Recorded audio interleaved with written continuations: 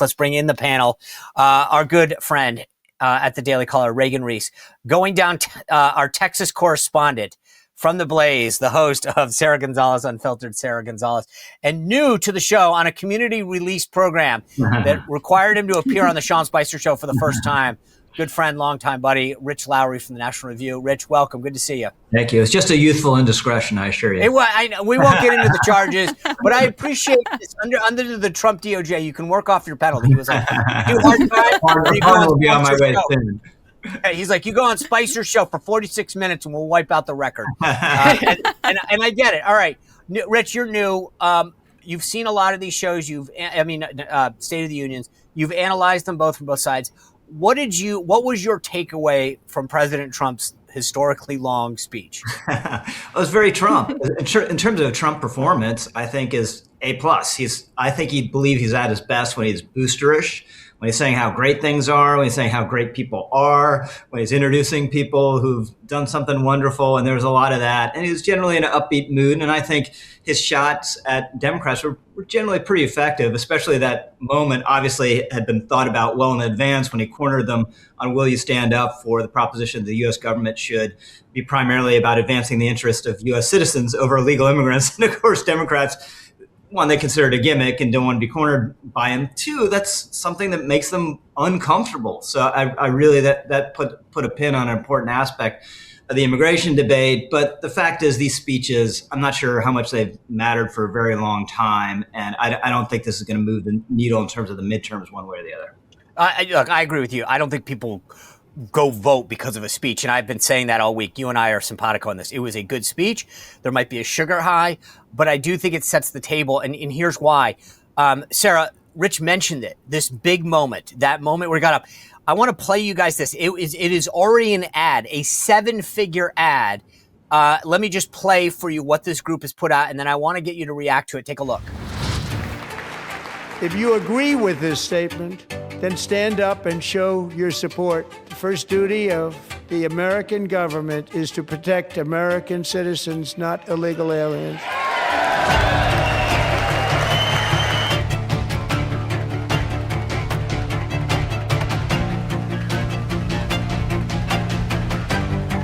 These people are crazy.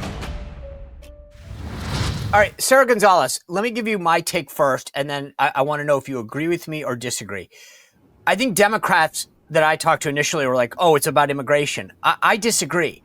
To me, that ad is a contrast, right? This is the they, them versus you ad of 2024, which is Democrats won't stand for you, an American citizen. I will. And then you can insert the issue, jobs, safety, the economy, and whatever it is.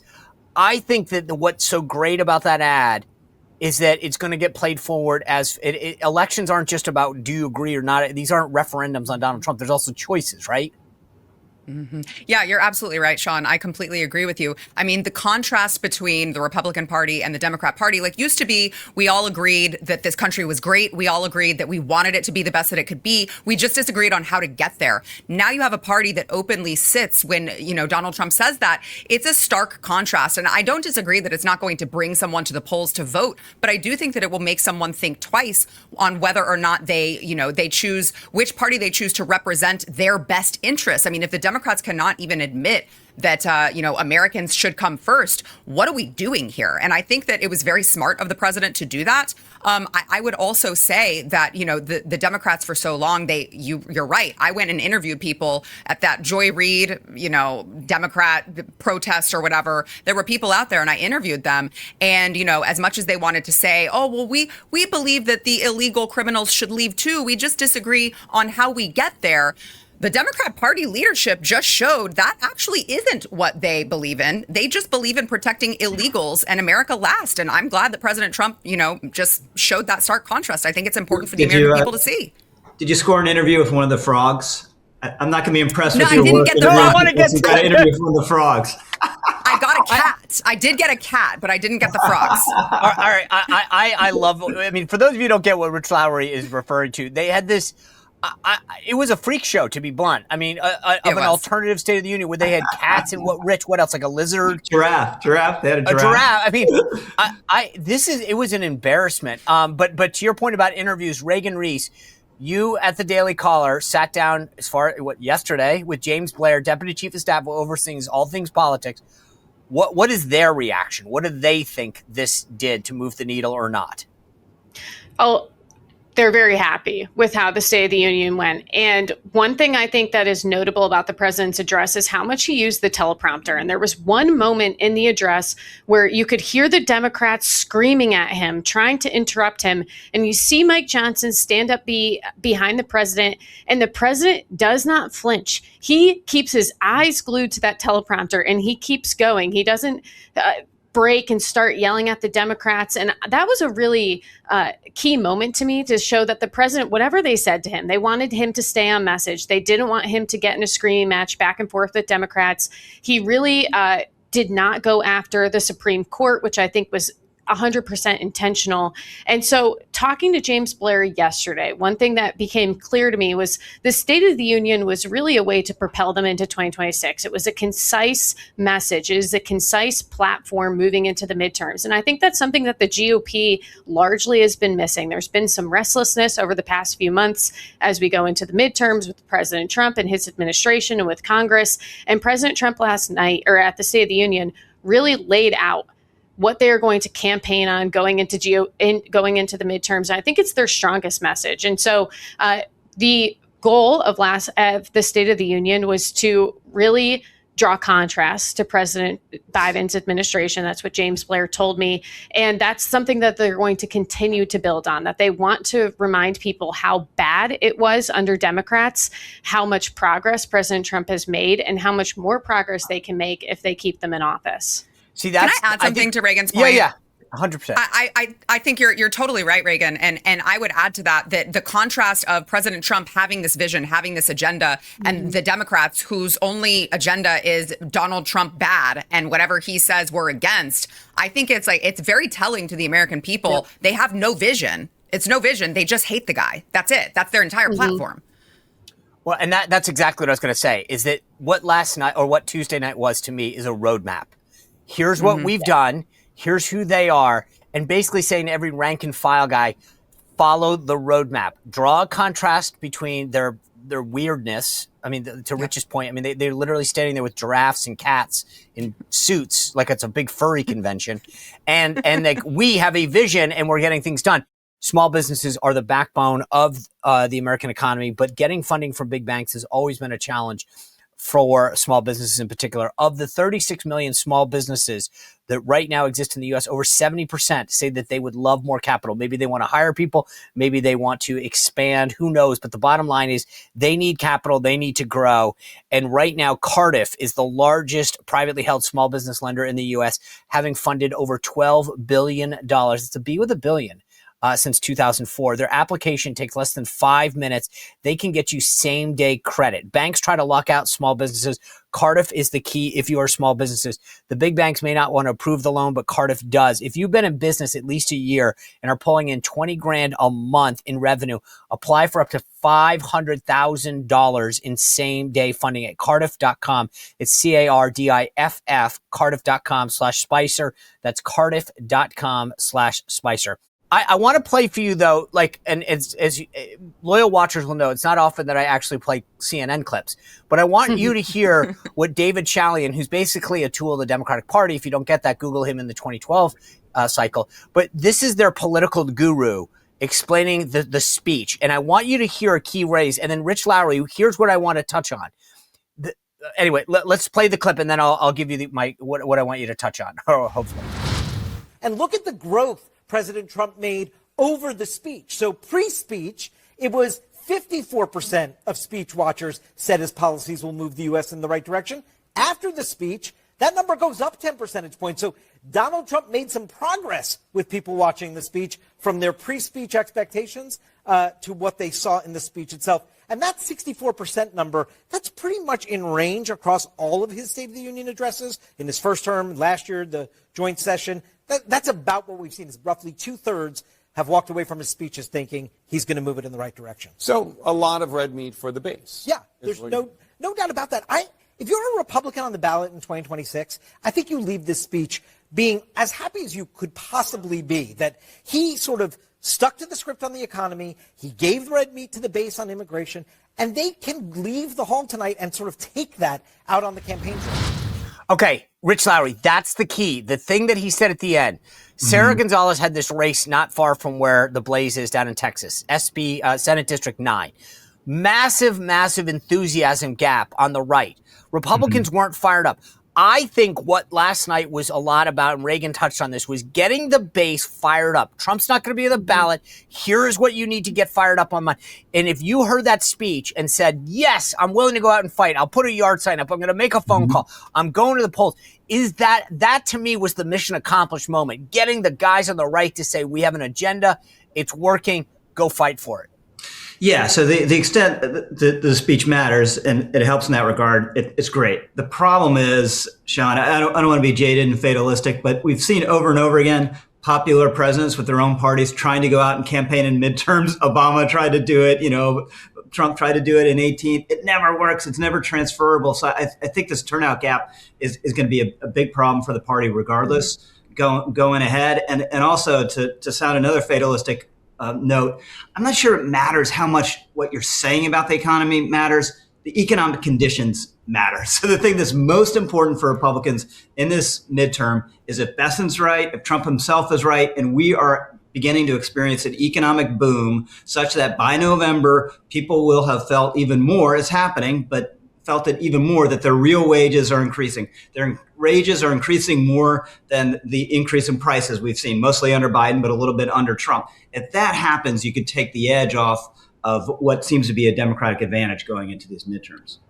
So, ladies, I want you to weigh in on this because I've said a similar thing to what Rich is saying. Tell me where the economy is at the end of Q2, beginning of Q3, so July, August-ish. If it's booming, Republicans can run around with their pants off and get reelected. If it's in the toilet, they can pass everything they want. It's not going to matter. Sarah, Reagan, that's kind of where my view is.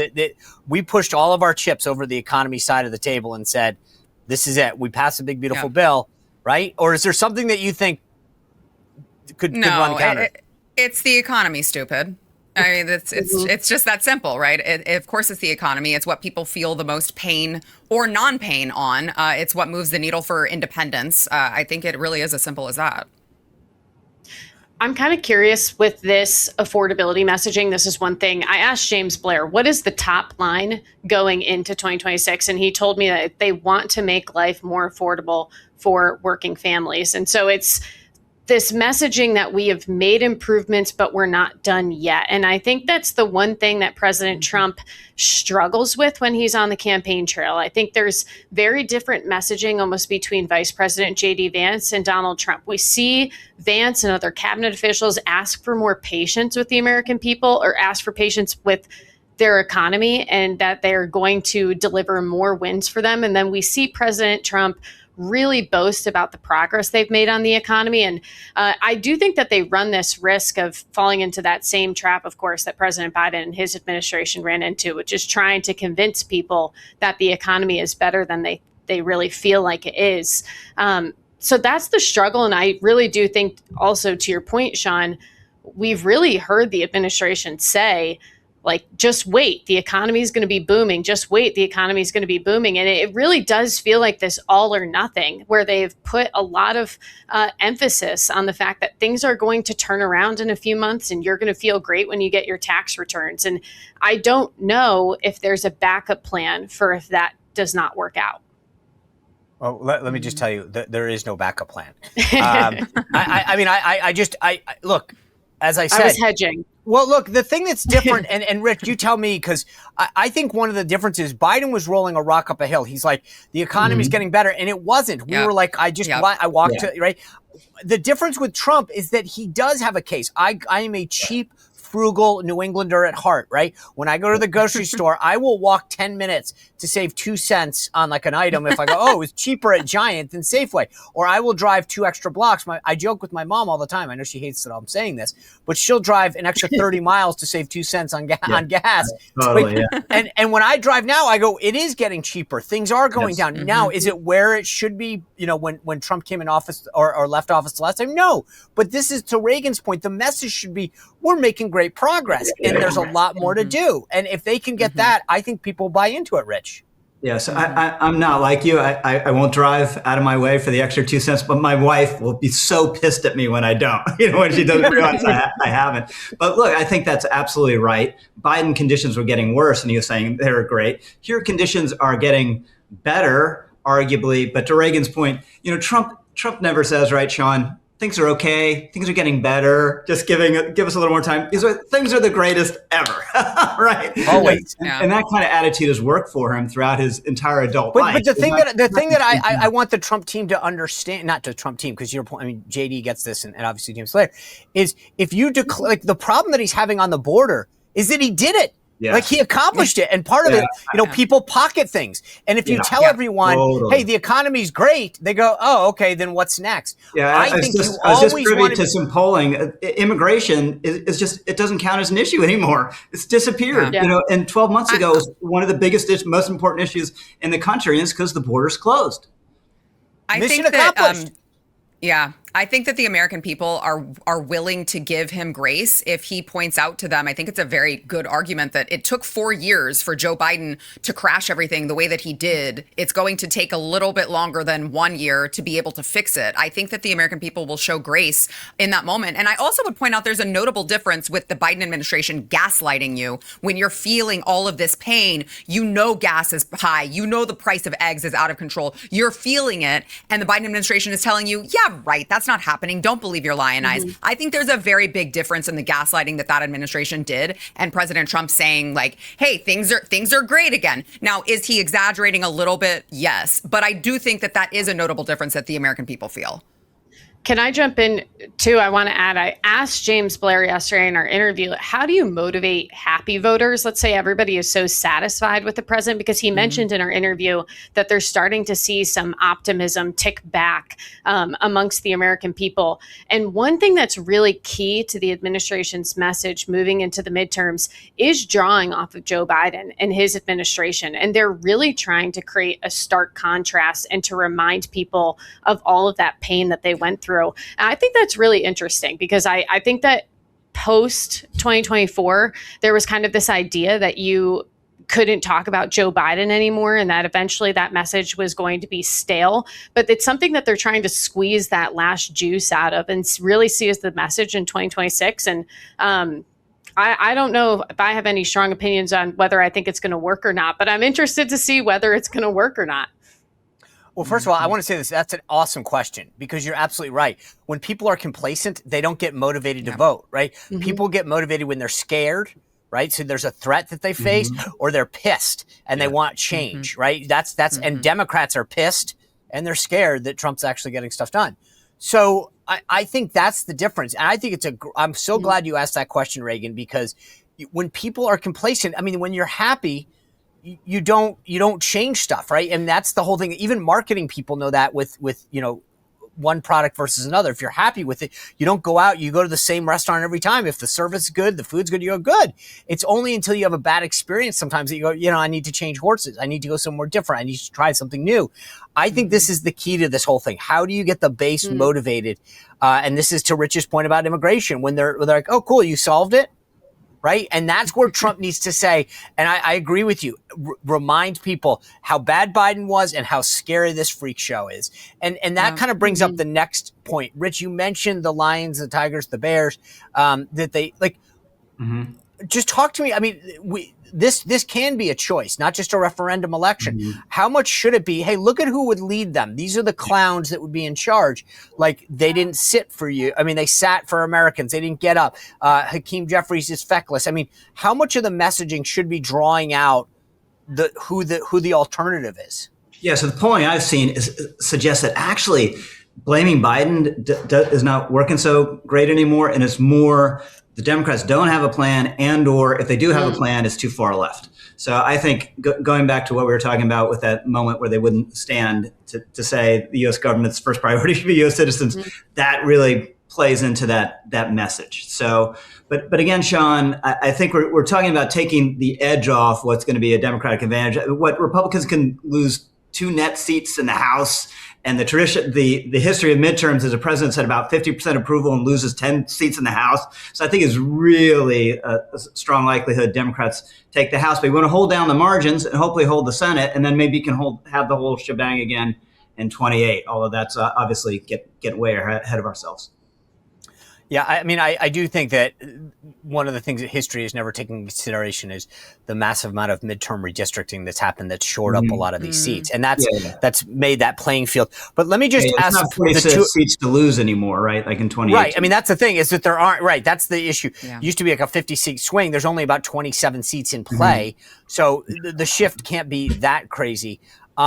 Sarah and Reagan, let me just pose this question to you before I move on, because I do think that, like, the Democrats, to quote Hillary Clinton's behavior, was deplorable. Like, the getting up, the standing, the yelling at him. Like, to me, I would start to argue there's a contrast here, which is these are the knuckleheads that want to be in charge of the House of Representatives at the very least. And reminding people, maybe that's the way you motivate them, is to say, that's the clown show that will be in charge. I completely agree. I would also add, I mean, I think that is part of the reason. Obviously, Rich mentioned immigration, which was the top issue for most voters going into last presidential election. But I do think that it was a top issue that Americans want to believe that their leaders love this country or even like it a little bit. And these people very clearly, openly are showing their disdain for the country that has afforded them so many luxuries. I just don't think that plays well with the American people. I don't think that the frogs dancing on stage plays well with the American people. I don't think that Joy Reid's little, stage where they were like singing folk songs. I think that resonates with their very, very small radical base. But as we saw in the last presidential election, even some of their, the blue dog Democrat that hardly exists anymore, I guess you would call them independents now, they're not falling for that. They don't like it. And I do think that contrast is important for the American people to see. I don't think the Democrats were very effective on Tuesday night. And I wonder if they would have been more effective if they all chose to be unified and show up to the president's speech and make some big stink. Maybe to your point, Sean, that just shows that they're ridiculous and it actually hurts them. But I don't think that they made really any dent in the president's speech. In fact, I think that they helped the president stay on message and deliver one of the best speeches he's ever delivered, because they weren't there and weren't really able to distract him and knock off chorus. And they were doing whatever they were doing with frogs. And it was bizarre. And I think that it was hard to pull him and distract him and honestly, like, get under his skin, because they really didn't have any coordinated plan or way to distract him. And so I don't think they were effective on Tuesday, but I wonder if they would have been more effective had they all decided to show up to the address and create some big stink or walk out or scream, whatever. But I'll go the other way, which is, why not just look, we're dealing with an ad right now that shows them not standing for a patriotic moment, right? If I were Hakeem Jeffries, I would have said, guys, here's the deal. Trump is better than any of us at a show. That's what this is. It's a speech. It's a show. He's going to highlight American greatness and some of these, war heroes, American heroes who did great things. Let's just stand. Let's take that away from him, because he's going to call us out. And guess what? If we stand up and we clap, he won't know what to do. He expects us to sit. He thinks that we're going to. So why don't we shock him by doing exactly what he doesn't think we'll do, and get up and clap, and then suddenly afterwards, let him have his moment, and then it moves on. But it is a speech. I mean, to Rich's point, I don't think there's massive. You can give the greatest speech in the world. It's people are judging you by actions and results. So I think I would have just let him have the speech and said, guys, here's the deal. Every one of you stand up, clap, sit right back down, and then that will fluster him. Totally. And also, Sean, I think it's worth remembering, you mentioned the showmanship, to hold people's attention as intensely in the way Trump did for 2 hours, nearly 2 hours, is an extraordinary talent, the likes of which we, to use a Trumpian phrase, we haven't seen before, or not very often. So I think this is one of this speech is one of the things. There are others, but one of the things you'd want to put in a time capsule for people 100 years from now, if they want to understand what this era of our politics was like and what he was like as a phenomenon. You'd want them to watch this speech. By all the way, you'll notice that they're standing for the. I mean, I'm sorry, they refuse to stand for the country at the State of the Union at the same time that they are refusing to acknowledge that only American citizens should vote in elections. Like they're doing all of these things in conjunction with one another. I don't think that that's lost on the American people. Look, I think the arc is this: let 10, 20 million people in, defend their right to get licenses and whatever. Yep. Prevent them from being kicked out. I mean, like, this isn't like a one-off. It's part of I mean, I don't know why it's so hard for our side to say, like, hey, wake up, realize that this is not a one-off. Like, this is all part of a bigger strategy. I want to just run through quickly, if we can. And there were 4 or 5, actually 6 or 7 things the president mentioned. Just let's rank them. Like 1 to 10, how important do you think these things are? So, Sarah, I'll kick this off to you. He talked about CDL, commercial driver's licenses. He wants to ban states from issuing them to undocumented interests, which I don't know. It's a no-brainer. 1 to 10, not whether it's a good idea or bad, but how big of a priority should this be, right? Should Congress say, we got to make sure this is done, or is that a 1 to 10? I'm not asking you whether it's important or not. So I want to make sure I'm not degrading the importance of the issue or its safety or its efficacy. More, should this be where Congress throws in all of their time? CDL licenses, Sarah. 1 to 10. For what Sarah Gonzalez thinks, or what I think the average American thinks? Oh, both. Because that's different. Okay. All right. Sarah Gonzalez is probably like a 7. I think the average American is probably a 5. I just don't think. I think they see these one-off stories. Yeah, I love that distinction. Reagan, what do you think? I think 5. I think it's right in the middle. I think it could become more important, both to the American people and to Congress, as these stories keep coming out. I think that there have been quite a few stories in the last year of illegal aliens who have been allowed on the road who have killed Americans. And I think the more that those start to happen and are highlighted, that this could be something that could become a priority and honestly a real political tool to the GOP. Rich? It's probably I haven't seen point on this. It must be a 90-10 issue. I imagine most people are shocked that illegal immigrants can get commercial truck driving licenses. But in terms of a voting issue or something people really care about in their own lives, I think it's probably quite low. I agree. Yeah. See, I think they, on its face, very popular, but I don't know, I mean, to Reagan's point, I don't know how many people see this in their daily lives, right? Mm-hmm. When it happens, it's probably a local issue. Like someone happens in San Diego and everyone in San Diego's uproar, but I don't know that everyone in Massachusetts gets fired up because they don't see it in there. So I agree. Okay, good. On the stock trading, he called them out for members of Congress being able to trade stocks. Same thing, Sarah, you versus where you think this should be as an issue. I think probably a 6 for me, probably still a 5 for the American people. Yeah. I don't think, I think we can all agree it's disgusting that they've done this. I think we can all agree it's gross that they've enriched themselves, but there are just so many other things that I want them to tackle first that this just kind of falls lower as a priority. Mm-hmm. Reagan? Yeah, I'd probably say about the same thing, but I do think that this is something that could be really popular with the president's base, especially as it ties to Nancy Pelosi. And I think one thing that the administration did a great job of and had to their advantage at the beginning of the year was just those like red meat executive orders, easy things to check off to keep the base happy. And this is one of those things where you can tie it to this foe that they cannot stand, Nancy Pelosi. People like her will never be able to do things like this again. And so I do think if Congress wants to have some sort of thing to give the MAGA base, this is something that they could vote on. Rich, what do you think? By the way, I delivered Nancy Pelosi when I was just in D.C. for State of the Union. I delivered her a Best Insider Trading Award, and her staff they did not want to accept the award. I don't know why. I told them it was a very distinguished honor. It's like a Razzie in Hollywood. Half the people don't want to accept the Razzie. Rich Lowry, how about you? I guess a little bit like the driver's license. I imagine this like a 100-0 issue that no one thinks that this should be happening. I think it has a little more salience because it goes to the corruption and the self-dealing of our elite. So probably matters to people a little bit more than the driver's license. But also, I'm just very, very reductive. It's the economy. It's prices for people. That's what they care about most.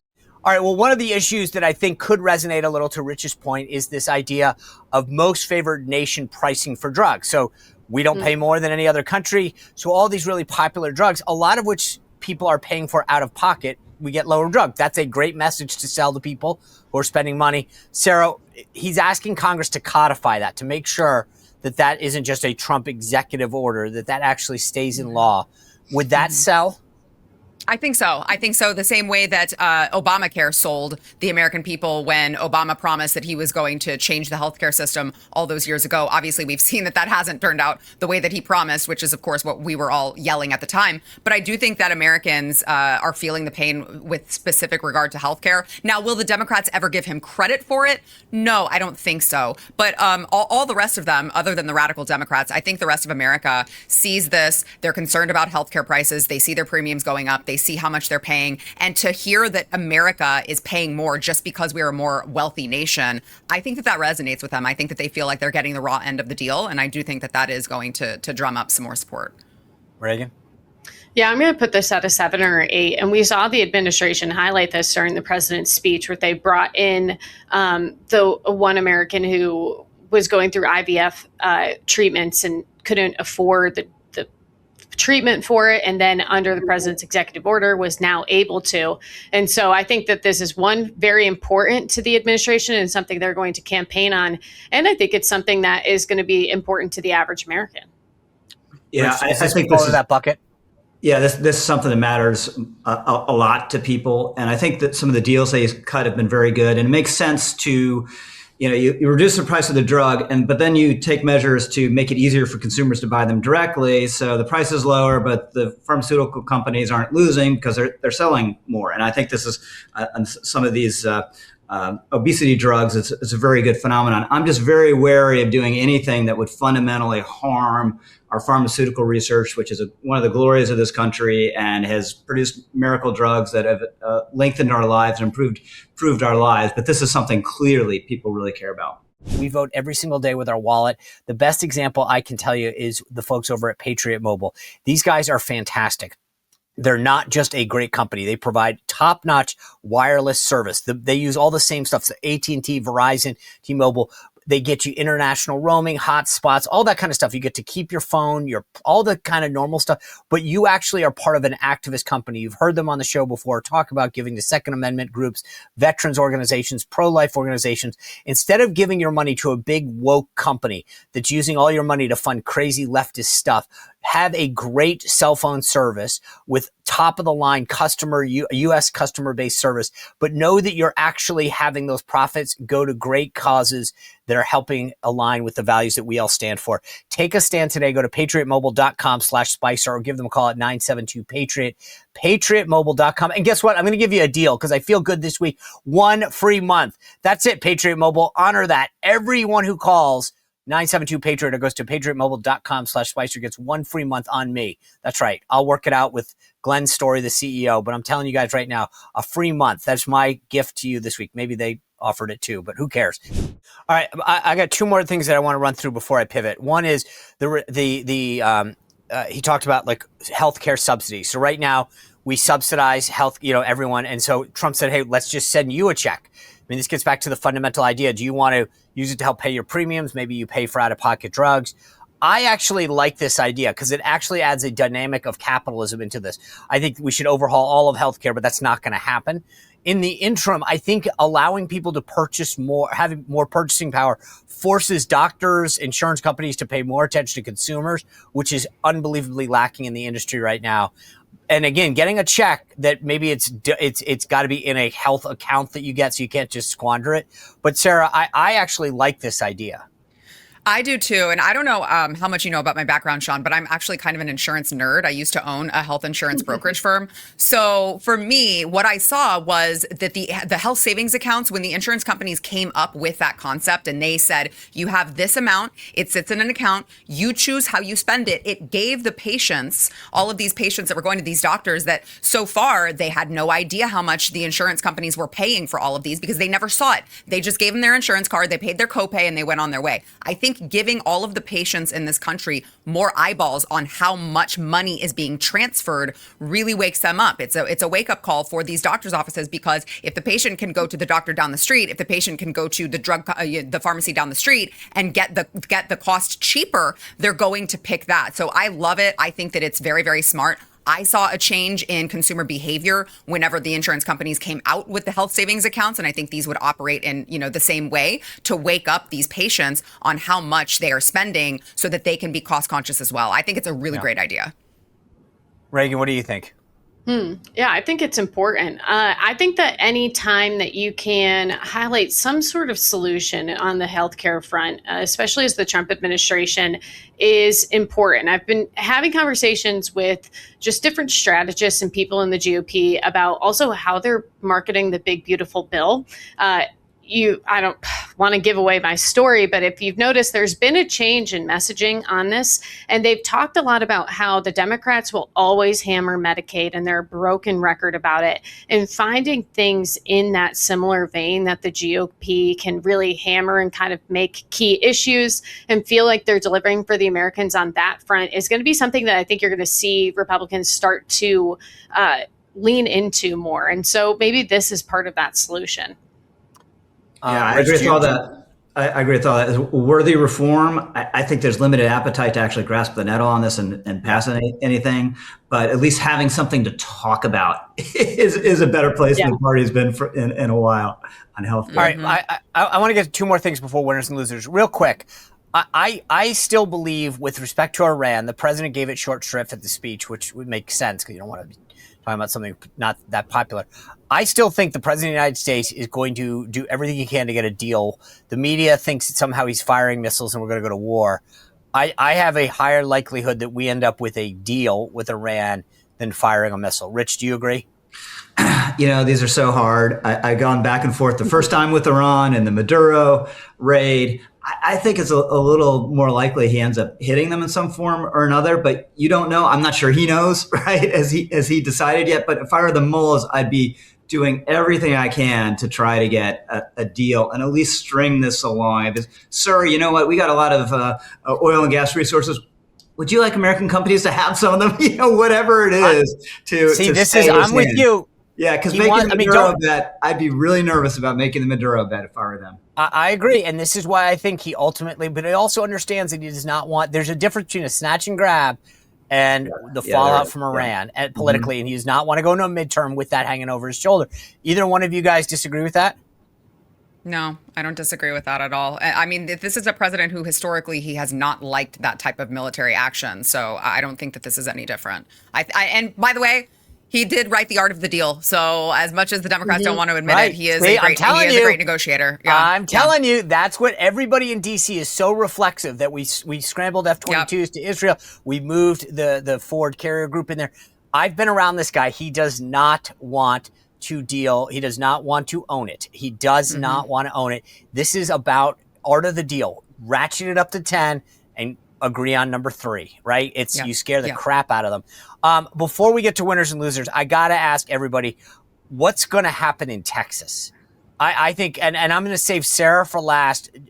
Reagan, you're smiling. Did you ask James Blair? Did you pick up any intel? Is the White House at least concerned? You got 3 big races. You got that Senate race. You got the Crenshaw race, which I don't think anyone really politically cares about. It's a Houston seat where Dan is being challenged, primaried again.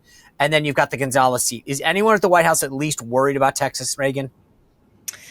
From my conversation with James Blair, I don't think they are. I asked him yesterday who would the White House prefer to win, Tallarico or Crockett, which he thought was very funny. He asked me if he could swear. I guess I'm asking you the same question to give you his answer.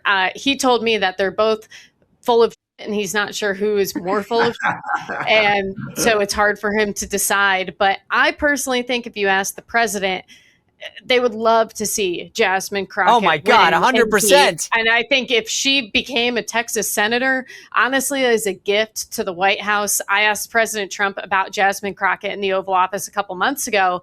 And all I said was, Mr. President, Jasmine Crockett. And he was like, oh my gosh, what did she say now? And he went on this long rant because they think she's so dumb and says so stupid things. And so I think it would be a gift to them. And I assume if I pose the same question to President Trump, I know what the answer would be. Oh my, I don't think, look, I got to be honest with you. I can answer James Blair's question. I mean, she is the worst. I would pay money to run against her. I mean, Rich Lowry, what are you hearing from folks about Texas and their concern? I think it'll be Paxton, and I think it'll be Crockett, and I think Paxton will win handily. I don't think we want to, although it'd be entertaining and she'd be a foil. I don't think we want a Senator Crockett. Maybe we want a candidate Crockett, but not a Senator Crockett. But I think it'll be Paxton. All right, Sarah Gonzalez, you are there. You are the, I never actually asked you this, but I'm designating you the official Sean Spicer Show chief. You know what? I'm going to give you one of these fake DC ones. Wow. You are the chief Texas correspondent. Wow. Yeah. I like this is one of those fake, when DC, everyone, all these journalists All get these right, titles. I was excited. Don't tell me it's fake. No, I don't want you to lie to you. I can't lie to you. But walk me through. Those are the three big ones. I mean, you got the Republican primary, the Senate primary, and the Democratic primary and the Senate race. And you got these two House races I think some people are going to pay attention to. I completely agree. By the way, I think Tony Gonzalez is going down, and rightfully so. He should have lost last time. Brandon Herrera, his opponent in the Republican primary, only lost by something like 400 votes. So it was very close. Now with all of his dirty laundry being aired and him so arrogantly saying he's not going to resign, people don't know the whole story, as if some part of the story would make it appropriate for what he did, that we are seeing the text messages. I think he's toast. I've, by the way, fully endorsed Brandon Herrera for what it's worth. I think that Dan Crenshaw is going to be very surprised. He's another arrogant one in Houston who never really thought that he would need to, battle any primary opposition. I think Steve Toth is really coming out strong. So that's one that could be a toss-up. I am hoping that Steve Toth pulls through. And then with regard to the Senate race, I completely agree with Rich. I think that Jasmine Crockett is going to power through. I think she's going to win the primary. By the way, the NRSC astroturfed her entire run. I was reading this article. It was incredible. I don't know if you guys saw it. They started doing polling and they started telling people, hey, call Jasmine Crockett's office and tell her you want her to run for Senate. That was done by the Republicans because they knew she would be easy to beat. So I do think Paxton is going to, I think Paxton's going to, I hope that it doesn't go to a runoff, I think realistically, Paxton will go to a runoff and he will win, and then he will defeat Jasmine Crockett in November. And I personally am going to love every freaking second of it. Yeah, I'm sure John Cornyn is not excited to deal with Sarah Gonzalez anymore. Well, if you enjoyed this content, make sure to like this video, subscribe, and click the notification bell to get more.